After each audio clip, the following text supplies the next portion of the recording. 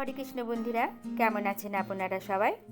আজকে আমি আপনাদের সামনে রান্না করে দেখাবো পনিরের তরকারি।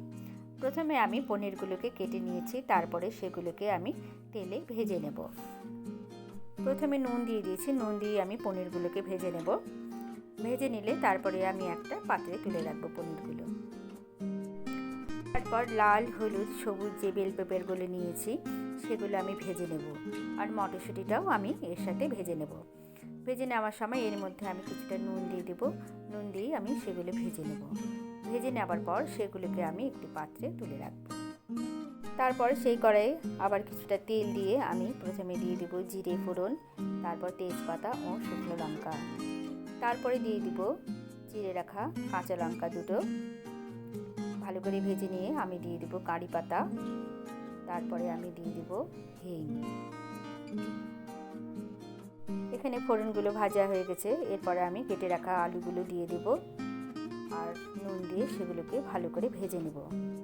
আর এদিকে আলুগুলো ভাজা হতে হতে আমি একটা পেস্ট তৈরি করে নেব। এখানে আমি নিয়ে নিলাম টমেটো টুকরো, নিয়ে নিলাম আদা টুকরো, একটু কাজু, ধনে জিরে গুঁড়ো মশলা ও কাশ্মীরি লঙ্কা গুঁড়ো।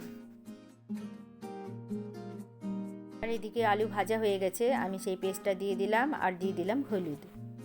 ভালো করে কষিয়ে নেওয়ার পর আমি ভেজে রাখা বেল পেপারগুলো দিয়ে দেব আর মটরশুঁটিগুলোও দিয়ে দেব। ভালো করে কষিয়ে নিয়ে সবগুলো আমি এরপরে গরম করে রাখা জলটাও দিয়ে দেব। জল ফুটে উঠলে তারপরে দিয়ে দেব পনিরগুলো। এরপরে একটুখানি দিয়ে দেব নুন, চিনি। আমি এখানে আবার নুন দিলাম, কেন নুনটা কম মনে হচ্ছিল তাই নুন দিয়েছি। তারপরে দিয়ে দিলাম কসুরি মেথি। ভালো করে ফুটে উঠলে আমি এরপরে নামিয়ে নেওয়ার আগে দিয়ে দেবো ঘি।